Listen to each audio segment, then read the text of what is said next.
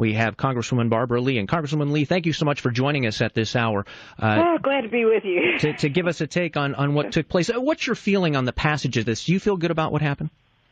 Well, first let me say I reluctantly voted for it. It's quite imperfect, but I have to tell you, I could not vote to take a critical lifeline away from families who depend on unemployment compensation. And, I worked really very hard, along with other members, to get the White House and the Senate to include the extension of unemployment. We have over 2 million people unemployed, many of whom are long-term unemployed.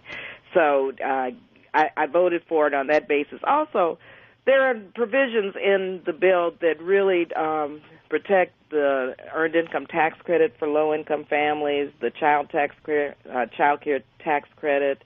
We were able to fight against the cuts.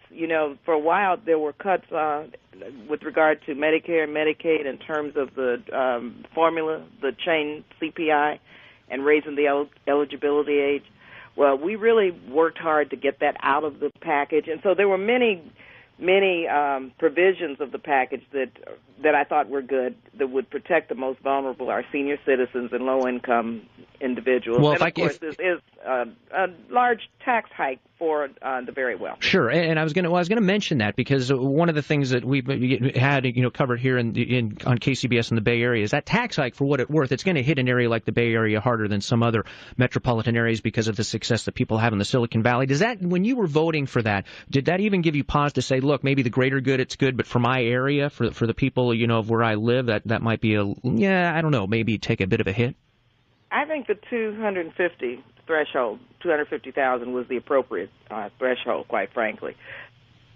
But I think when you look at the cost right. of what this is going to be at 400 and 450, we have sequestration coming up. We have budget cuts that will be enacted, and so we've got to have a formula and a tax code that's fair and that makes a lot of sense. And so 250,000 is what the president campaigned on. I think the people in our country understand that the wealthy should pay more, and I don't believe the 400 and 450 really met that threshold. And so I'm very disappointed about that. And what else did you not like about it then?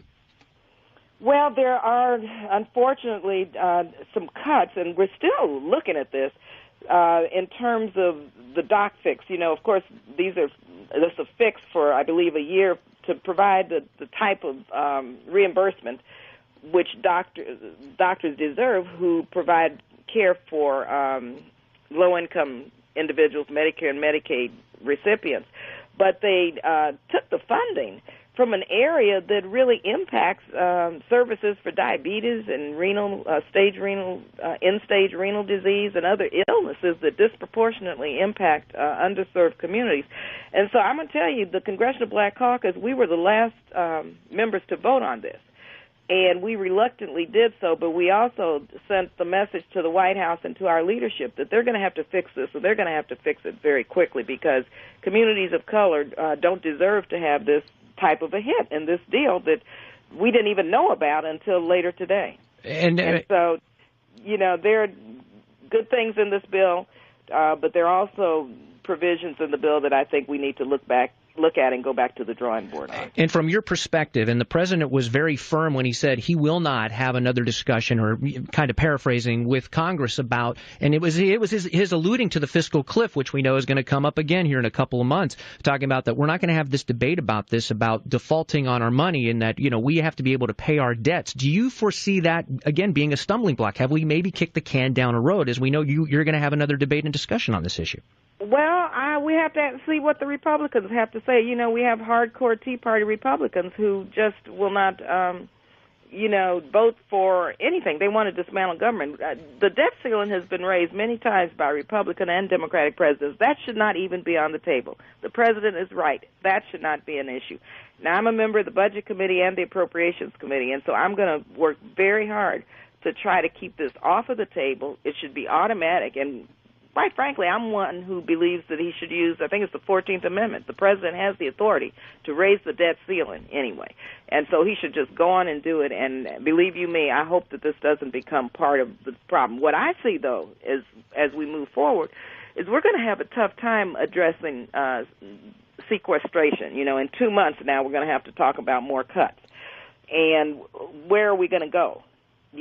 Are we going to go again into Medicare, Medicaid? Are we going to go into food stamps, into the safety net?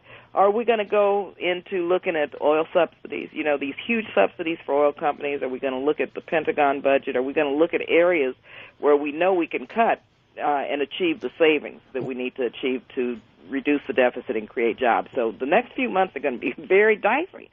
And like I said, I think that members of the Progressive Caucus and the Congressional Black Caucus really reluctantly voted for this because we know good and well that the country could not sustain going over this cliff, and that people wanted to see compromise. They don't understand, and really, quite frankly, it's a shame and disgrace that here it is New Year's Day, and we're doing this. We had plenty of time to do this, but the Tea Party Republican House, they're obstructionists, and they just will not allow any movement on any effort that would raise taxes on the wealthy and create some tax fairness. Well, and I was going to say, Congresswoman, with one final thought on your end with that, we had Congressman Miller on earlier, and I asked him, and I'll ask you the same question.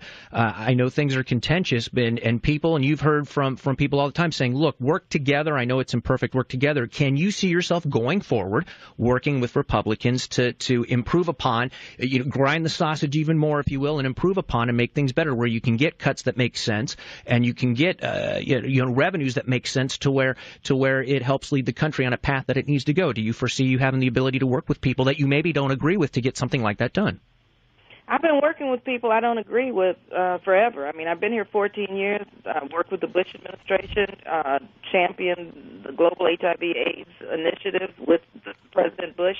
There have been many, many efforts that I've mounted with many Republicans that have become law, legislative efforts. But I must say that Tea Party Republicans, these are not moderate Republicans. I think the country sees that they do not want to compromise. And so, yes, there are moderate Republicans and members of Congress who want to work together to achieve what is possible for the entire country in terms of achieving the American dream. And so I intend to continue to fight and to fight for what is right for low-income individuals, the poor, for those who are living on the edge, who have fallen over many cliffs, for the middle class, but also work to try to find some middle ground so that Republicans and Democrats can come together and be unified in our efforts. I think the country wants it, as you said, and we've got to figure out a way to do it. So I'm going to always be optimistic that we can come together and work together, but we have to be realistic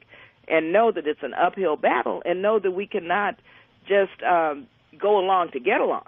And that's the danger that I see, going along to get along, compromising to the point where we have not really made a dent in income inequality and in economic recovery efforts and in job creation. And so we have to, stand firm on our values and what's going to really turn the economy around, while at the same time working with Republicans to make sure that we can find a path to do that together. Congresswoman Barbara Lee joining us, talking about the vote that just took place on the floor a few moments ago to pass the fiscal cliff deal. KCBS News Time 8:50. Get a quick look at traffic here. We get the latest. Tiffany Whit.